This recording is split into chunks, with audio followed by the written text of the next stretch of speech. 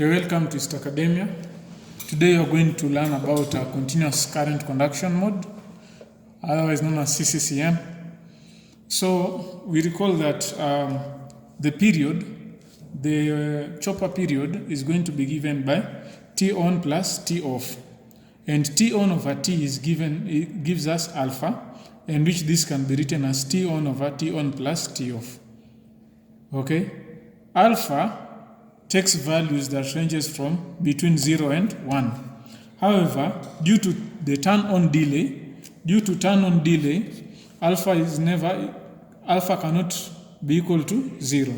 And due to turn-off time of the device or the switch, alpha cannot be equal to 1. Therefore, these two reasons, okay, these two things here, they reduce the range for alpha.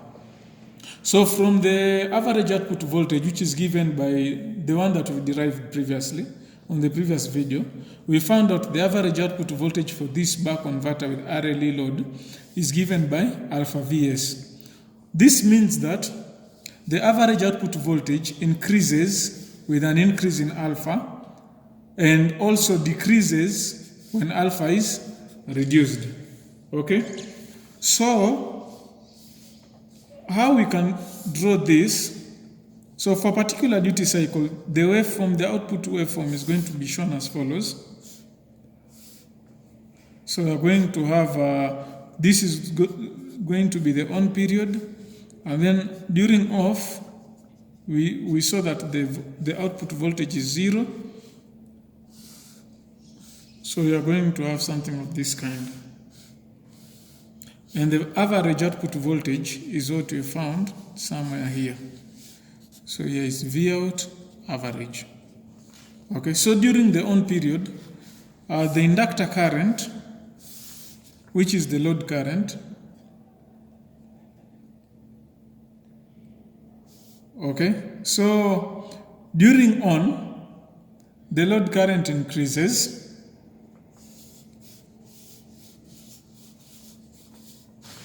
So if we assume a continuous conduction, during on, the load current increases up to a point, and then during the off period it decreases, and then during the next on period it increases, and during off period it decreases.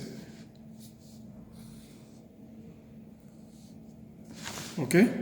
So here we are going to say that this is the Imax, and this is Imin. So this is what is known as continuous current conduction. However, if you assume that the current is discontinuous, then this load current is going to be as follows. That it's going to begin from somewhere here, and during on it will increase up to a point, and then decrease. So on, off. So now we are going to have our Imax here, and you're going to have our Imin here. So there's some few things to note. This is continuous current conduction mode, and this is discontinuous current conduction mode. So when you look at these two waveforms of current, we see that in continuous current conduction mode, the value of Imin is positive. So that's one thing you have to see. So Imin is positive, or otherwise you can say that it's greater than 0. In discontinuous current conduction, the value of Imin is negative, or otherwise you can say it's less than 0. So that already, from calculating the value of Imin, we can determine whether we are operating in continuous current conduction mode or discontinuous current conduction mode.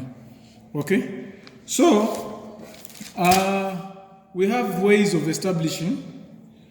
Okay, before even we go to other ways of establishing whether we're operating in continuous current conduction or discontinuous current conduction mode, we can talk about the operating frequency of the chopper. So operating frequency of the chopper is given by F, which is 1 over T, which is 1 over T on plus T off, where T is kept constant.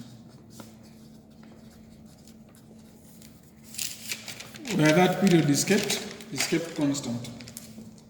So in the next video, we are going to discuss ways of determining whether we are operating in continuous current conduction mode or discontinuous conduction mode. But briefly, I'm going to just list them here. The first way which we have seen is by calculating I mean.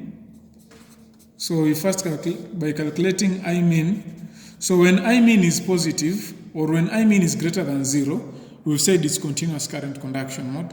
And when I mean is negative, that is discontinuous current conduction mode. The next method which you can calculate is by calculating the extinction time. Extinction time.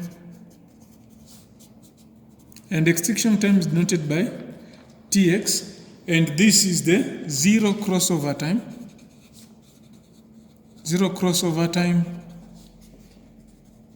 in discontinuous current conduction mode. Like, the reason I'm saying in discontinuous current conduction mode is because we only have a zero crossover in discontinuous current conduction mode. In this place here, in this waveform, I think I can show you here, in this waveform, this extinction time is going to be noted by this T on plus this period plus this time period here. So when you add T on to this time period here, then you are going to get the extinction time, which is the zero crossover time. Okay? So another way of determining continuous conduction or discontinuous current conduction mode is by using alpha prime, which this is the limit of continuous current conduction. Is the duty cycle for the limit, we call it duty cycle for the limit of continuous current conduction mode. So we are going to see how exactly these ones work in the next video.